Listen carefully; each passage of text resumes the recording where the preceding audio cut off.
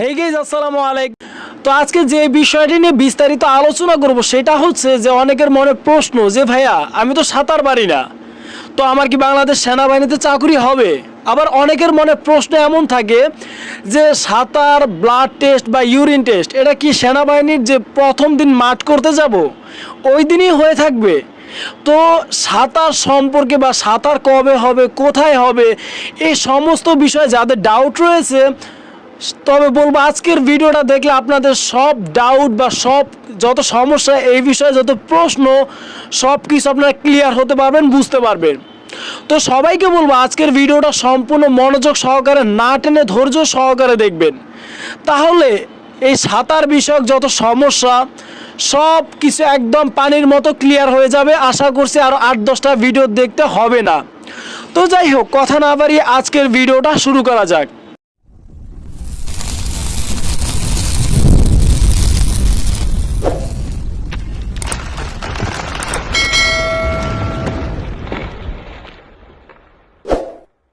তো আমরা সবাই ইতিমধ্যে জেনে গেছি যে বাংলাদেশ সেনাবাহিনীর সৈনিক পদে যে নিয়োগ বিজ্ঞপ্তি অর্থাৎ যে সার্কুলারটা 2025 সালের, সেটা বেশ কয়েকদিন হয়ে গেছে, প্রকাশিত হয়ে গেছে। তো যারা আগ্রহী তারা অবশ্যই আবেদন করে ফেলছেন, বা যারা সামনে আবেদন করবেন ভাবছেন তারা অবশ্যই জলদি আবেদন করে ফেলুন, হয়তোবা এটাই আপনার শেষ মাঠ। তো যাই হোক, যে বিষয়টি নিয়ে কথা বলবো সেই টপিক নিয়ে শুরু করা যাক। তো অনেকের মনে প্রশ্ন একটা যে আমি তো সাঁতার পারি না, তো সেক্ষেত্রে কি আমার বাংলাদেশ সেনাবাহিনীর চাকুরিটা হবে? তো আমি একবার 100% বলে দিব যে আপনি যদি সাঁতার না পারেন তাহলে আপনার চাকুরি হবে না। আমি জানি না যে আপনার আগে কিভাবে লোক নিত কিনা, এটা সত্যি যে আগে সাঁতার না জানলেও চাকরিতে নেওয়া হতো, ট্রেনিংয়ে গিয়ে তাকে সাঁতারটা সেভাবে শেখানো হতো। তবে বিগত দিন সাঁতারে নানান দুর্ঘটনার জন্য বা সাঁতারে অনেক প্রার্থী দুর্বল থাকার জন্য নানান রকম দুর্ঘটনা ঘটতে পারে বা ঘটেছিল। এই জন্য নতুন নিয়মে যারা সাঁতার পারে না তাদেরকে কোনোভাবেই অ্যালাউ করা হয় না, তাদের নিয়োগপত্র বাতিল করা হয় বা তাদের নিয়োগপত্র দেওয়াই হয় না। তো আশা করি প্রথম প্রশ্নের উত্তরটা আপনারা পেয়ে গেছেন। তো এখন বলি যে সাঁতার পরীক্ষা কবে হয়, কোথায় হয়, সব কিছু এখন ধারাবাহিকভাবে বলবো। তো শুরুতে যেটা বলবো, আপনি যেদিন মাঠে যাবেন সেই দিন সাপোজ মনে করেন আপনার প্রাথমিক মেডিকেল, চূড়ান্ত মেডিকেল, ভাইভা, লিখিত, যাই হোক ইচ অ্যান্ড এভরিথিং সব কিছু কমপ্লিট হয়ে যাবে।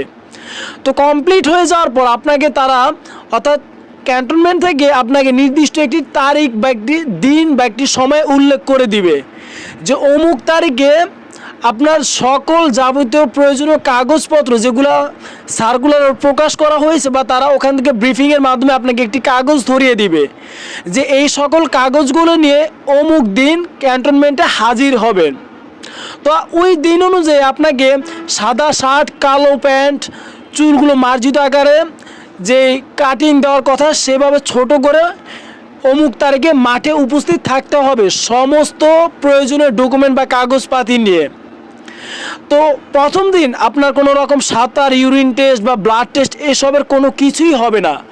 জাস্ট আপনাকে যে প্রাথমিকভাবে যে সিলেক্টেড বা আপনাকে যে নির্বাচন সেটা করা হবে। তো যাই হোক, আপনাকে নির্দিষ্ট একটি তারিখ দিলে ওই তারিখে আপনার সমস্ত কাগজ অবশ্যই A4 সাইজের, এমনকি 2টা সেট, একটা হচ্ছে আপনার অরিজিনাল কপি, আরেকটা হচ্ছে আপনার যে ফটোকপি, সেগুলো A4 সাইজের সত্যায়িত করা হতে হবে। কারণ তারা অরিজিনাল কপিগুলো আপনার কাছ থেকে রেখে দিবে, আর যে সত্যায়িত ফটোকপি সেগুলো আপনার কাছেই দিয়ে দিবে। কেবল আপনার ওগুলো অরিজিনাল বা এটা ফটোকপি, এটাকে সত্যায়িত করে দুটার সমন্বয়ে তাদের কাছে প্রমাণস্বরূপ শো করতে হবে। তো যাই হোক, সেই দিন যদি আপনার সমস্ত কাগজগুলো ওকে হয়ে যায়, তখন সেই কাগজগুলো রেখে আপনাকে কিছু ফর্ম দিবে, সেগুলো আপনাকে পূরণ করতে হবে। কোথাও আপনার ছবি নিতে পারে কিংবা আপনার সিগনেচার নিতে পারে, ইচ অ্যান্ড এভরিথিং। আপনার ওদিন অনেক কাজ রয়েছে, কাগজপাতি, হাতের ফিঙ্গারপ্রিন্ট সব কিছু নিবে। তারপর যখন সব কিছু ওকে হবে, তখন আপনার পড়াশোনা বা এডুকেশনাল যে কোয়ালিফিকেশন যেটাই বলেন, তারপর হচ্ছে আপনার হাইট, তারপর হচ্ছে আপনার যে পড়াশোনার যে মান, সার্টিফিকেট, এসবের উপর ভিত্তি করে আপনাকে একটি কোর নির্ধারণ, আপনার জন্য একটি কোর নির্ধারণ করা হবে যে আপনি কোন কোর পাওয়ার জন্য উপযুক্ত। সেটা হতে পারে আর্টিলারি, সেটা হতে পারে ইস্ট বেঙ্গল, সেটা হতে পারে ইঞ্জিনিয়ার, সেটা হতে পারে আর্মি সার্ভিস কোর, হতে পারে সিগন্যাল কোর, আরও অনেক কোর রয়েছে। তো সেটা একান্তই আপনার শিক্ষাগত যোগ্যতা, আপনার হাইট, আপনাকে দেখে বা তারা যেটা ভালো মনে করবে, যেটার জন্য আপনি উপযুক্ত, সেটা বিবেচনা করে আপনার জন্য একটি কোর বরাদ্দ করা হবে বা একটি কোর নির্বাচন করবে। তো যাই হোক, আপনাকে ওই কোডটা দেওয়ার পর আপনার জন্য একটি প্রত্যয়নপত্র তৈরি করা হবে। সেখানে আপনার ছবি সহকারে আপনার ফিঙ্গারপ্রিন্ট নেওয়া হবে। সেখানকার অফিসারদের, যিনি অধীনের দায়িত্বে থাকবে বা ওই ক্যান্টনমেন্টের দায়িত্বে থাকবে, তাদের সিলমোহর থাকবে, বড় বড় অফিসারদের। তো যাই হোক, সাঁতার কবে দিবেন, কোথায় দিবেন, সমস্ত কিছু আপনার ওই প্রত্যয়নপত্রেই লেখা থাকবে। যে আপনি যে কোর্সটা পেয়েছেন সেই কোর অনুযায়ী আপনার একটি নির্দিষ্ট ট্রেনিং সেন্টার রয়েছে। আপনি সাপোজ মনে করেন যে আপনি ইঞ্জিনিয়ার্স কোর পাইছেন, তো আপনার ট্রেনিং সেন্টার হবে নাটোর কাদিরাবাদ সেনানিবাস। আপনি যদি আর্মি সার্ভিস অর্থাৎ এএসসি কোর পেয়ে থাকেন, তাহলে আপনার ট্রেনিং সেন্টার হবে খুলনা জাহানাবাদ ক্যান্টনমেন্ট।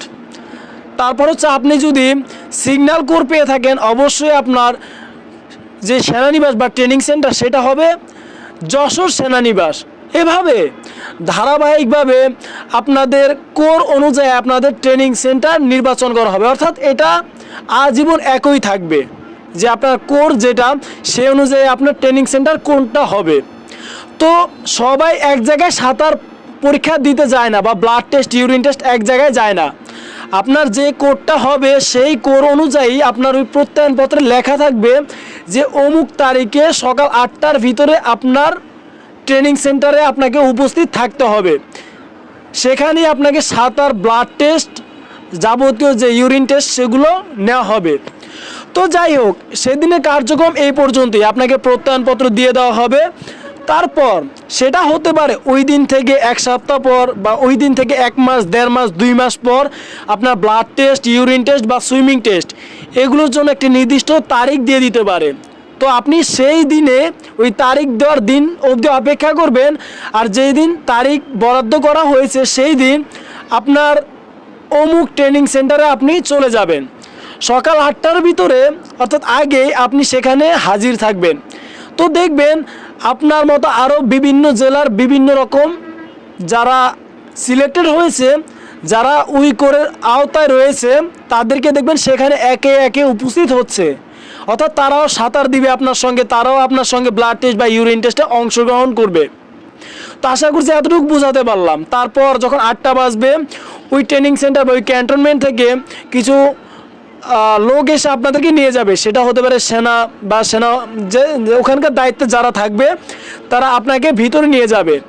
নেওয়ার পর আপনাদের প্রত্যয়নপত্র চেক দিবে যে আসলে আপনারা লিগ্যাল কিনা। দেখা যায় অনেক আছে যারা কিনা দালাল চক্রের মাধ্যমে কিংবা ভুলভাল প্রত্যয়ন তৈরি করে তারা ক্যান্টনমেন্টে চলে যায় এই ধরনের চক্রের মাধ্যমে।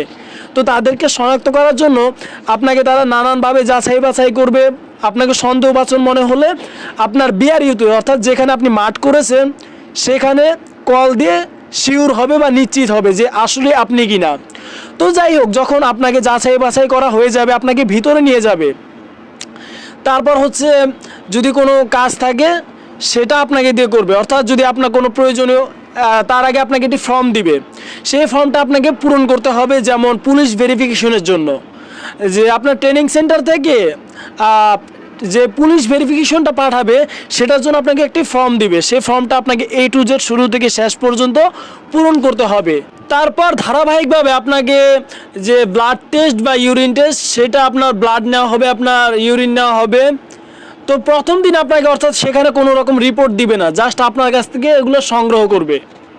তারপর হচ্ছে আপনাকে বা অর্থাৎ আপনার সাঁতারের জন্য আপনাকে একটি নির্দিষ্ট জায়গায় নিয়ে যাবে। সেটা হতে পারে কোনো পুকুর হতে পারে বা সেখানে যদি সুইমিং পুল থাকে অবশ্যই আপনাকে সেখানে নিয়ে যাবে। তো আপনি অগ্রিম সাঁতারের জন্য কিছু প্রস্তুতি নিয়ে যাবেন, অর্থাৎ আপনাকে একটি ফুটবল খেলার প্যান্ট অর্থাৎ নিচে একটি আন্ডারওয়্যার পরে যাবেন, যাতে করে আপনি সেগুলোর উপর সাঁতার দিতে পারেন। অবশ্যই সেগুলো মাস্ট বি নিতে হবে, সাঁতারের পোশাক, এছাড়া তেমন কিছুর প্রয়োজন নাই।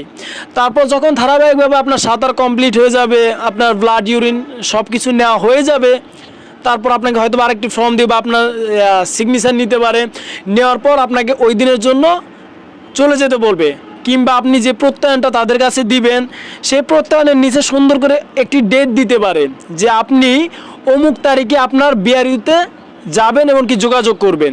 অর্থাৎ আপনি যেখানে মাঠ করছেন সেখানে যাবেন, যোগাযোগ করবেন, আপনার রিপোর্ট সেই দিন পাঠিয়ে দেওয়া হবে। আর যদি আপনার ওই বিআরইউ থেকে আপনাকে বলে দেয় যে আমরা কল না দেওয়া অবধি কোনো রকম ক্যান্টনমেন্টে আসতে হবে না বা যোগাযোগ করার প্রয়োজন নাই, তাহলে আপনাকে ওখান থেকে ডেট দেওয়ার পর আপনার বিআরইউতে আপনার যাওয়ার কোনো প্রয়োজন নাই, আপনার বিআরইউ থেকে আপনাদেরকে কল দিয়ে জানানো হবে।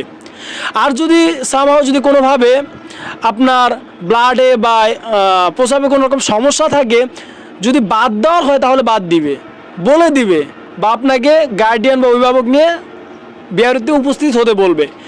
আর যদি সন্দেহবাচন হয় যে অমুক ছেলেটাকে আর একবার প্রয়োজন চেক আপ করার, যে তার আসলে কি সমস্যা আছে কিনা, যদি সন্দেহবাচন মনে হয় তাহলে আপনাকে পুনরায় কল দিয়ে বলবে যে অমুক তারিখে আবার তুমি এসে ব্লাড বা ইউরিন দিয়ে যাবা। তো আশা করছি বুঝাতে পারলাম যে আপনাদের সাঁতার পরীক্ষা, ব্লাড টেস্ট, ইউরিন টেস্ট এগুলো কবে হয়, কোথায় হয়, কিভাবে এগুলা কার্যক্রম হয়, আশা করি আজকের ভিডিওতে আপনাদের বুঝাতে পারলাম। অনেকের মনে একটা ভয় থাকে যে আসলে আমি যদি সাঁতার না পারি তাহলে কি আমাকে বাদ দিয়ে দিবে। অবশ্যই যদি আপনি সাঁতার না জানেন তাহলে ডিফেন্সের চাকরি বস আপনার জন্য না, অবশ্যই মাস্ট বি আপনাকে সাঁতার জানতেই হবে। আপনার 50 মিটার যে সাঁতারটা হবে অবশ্যই সেটা অতিক্রম করে তারপর আপনাকে নিয়োগপত্রের জন্য প্রস্তুত হতে হবে, আর নয়তো আপনি নিয়োগপত্র বা অ্যাপয়েন্টমেন্ট লেটার পাবেন না। অনেকের ধারণা যে আমি সাঁতার পারি না, কোনোভাবে আমি পাস করব, অসম্ভব। আপনাকে অবশ্যই সুইমিংয়ে পাস করতে হবে, পাশাপাশি ব্লাডে কোনো রকম সমস্যা থাকা যাবে না, এমনকি ইউরিন বা প্রস্রাব যেটাই বলেন সেখানে কোনো প্রকার সমস্যা থাকা যাবে না, গুরুতর যেটা হলে আপনাকে কখনোই আর রাখবে না, এমন কোনো সমস্যার মধ্যে পড়া যাবে না। আশা করছি আপনাদের বুঝাতে পারলাম। তো অবশ্যই সবাইকে যেটা বলবো যে সমস্ত ছেলেমেয়েরা আবেদন করছো, অবশ্যই তোমরা সাঁতার যারা না জানো সাঁতার মাস্ট বি শিখে নাও, কারণ সাঁতার ছাড়া তোমার চাকরি হবে না, এটা কনফার্ম, এটা ধরে নাও। আর তাছাড়া সাঁতার শুধু চাকরির জন্য নয়, আমাদের জীবনের নিরাপত্তার জন্য আমাদের সাঁতার শেখা খুব বেশি প্রয়োজন, এটা প্রয়োজনীয়।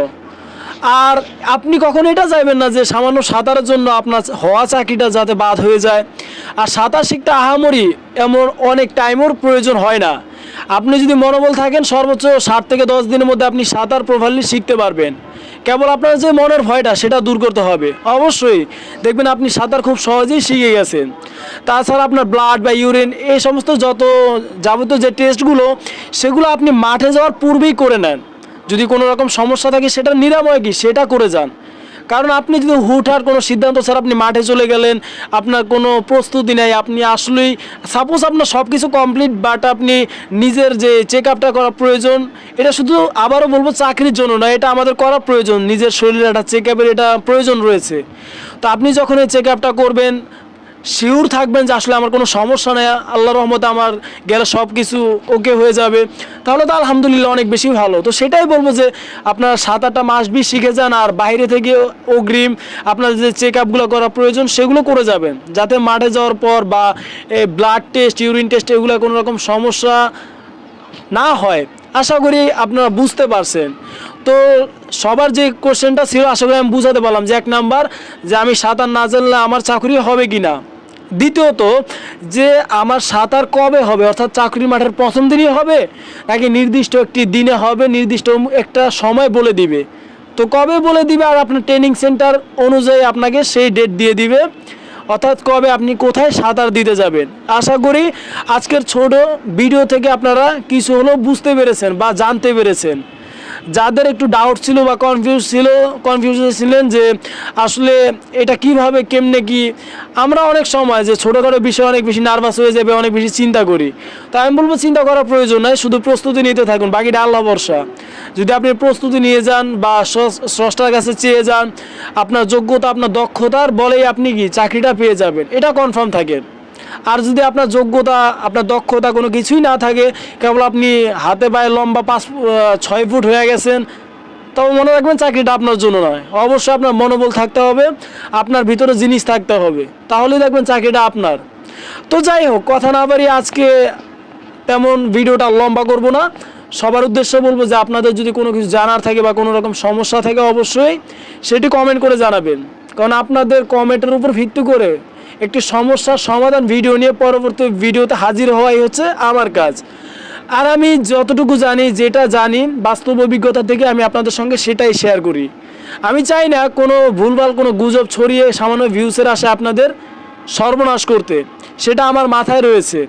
আমি চাই সেই নিউজটাই দিতে যেটা জানলে আপনাদের উপকার হবে, আপনাদের কোনো রকম ভুলভ্রান্তি বা কোনো যাতে এমন না হয় যে আমার ভিডিওটা দেখে শেষমেশ আমাকে গালি দিতে হচ্ছে। তো অবশ্যই বলবো যে সাঁতার অনুশীলন করেন, প্র্যাকটিস করেন, ফিজিক্যাল যে ব্যায়ামগুলো সেগুলো প্রতিনিয়ত আয়ত্তে রাখেন, যেহেতু এখনও আবেদন প্রক্রিয়া চলমান। মাঠ প্রায় মার্চের শুরুতে বা এখনও 1-1.5 মাসে বলা চলে যে এরপর মেসেজ আসা শুরু করবে। তো এতদিন অনেক সময়, এর মধ্যে আপনারা যদি একটু ভালো পূর্ব প্রস্তুতি নিয়ে মাঠে যেতে পারেন, অবশ্যই দেখবেন বেলা শেষে চাকরিটা আপনারই হয়ে যাবে। তো যাই হোক, সবার উদ্দেশ্যে যেটা বলবো যে যারা আজকে চ্যানেলটিতে একদম নতুন বা ভিডিওতে একদম নতুন ক্লিক করেছেন, আপনারা যদি ভিডিওটা দেখে কিছু হলো বুঝতে পারেন, জানতে পারেন, ভালো লাগে, অবশ্যই বলবো চ্যানেলটা সাবস্ক্রাইব করে বেল আইকনটা অন করে পাশেই থাকবেন, যাতে করে এই ধরনের ডিফেন্স টাইপ নিত্য নতুন ভিডিও আপলোড দেওয়ার সাথে সাথে আপনারা দেখতে পারেন, এমনকি উপকৃত হতে পারেন। তো যাই হোক, আপনার একটি সমস্যার সমাধান ভিডিও নিয়ে আমি হাজির হতে পারলে হয়তো বা ওই একটি ভিডিও থেকে আরও অনেকেই এই ভিডিওটা দেখবে, আপনার এক কমেন্টের উছিলায় আরও 10টা মানুষ সমাধান ভিডিও হিসেবে পাবে। তো যাই হোক, যারা মাঠ করতে যাবেন বা আবেদন করতেছেন, করবেন, সামনে মাঠে যাবেন, তাদের সবার জন্য দোয়া ও ভালোবাসা ও শুভকামনা রইল। আপনারা আমার জন্য দোয়া করবেন। ততক্ষণ অবধি পরবর্তী ভিডিওর জন্য সবাই অপেক্ষা করবেন। ভালো থাকবেন, সুস্থ থাকবেন। আসসালামু আলাইকুম, আল্লাহ হাফিজ।